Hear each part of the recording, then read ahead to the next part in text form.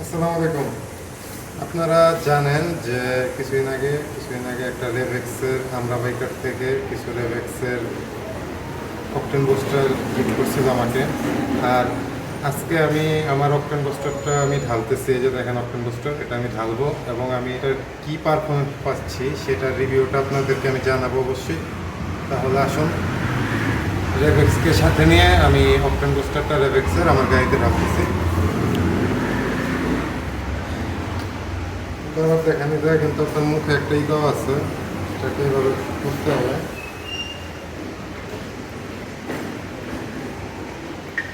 এটা এখন ঢালবো আমি।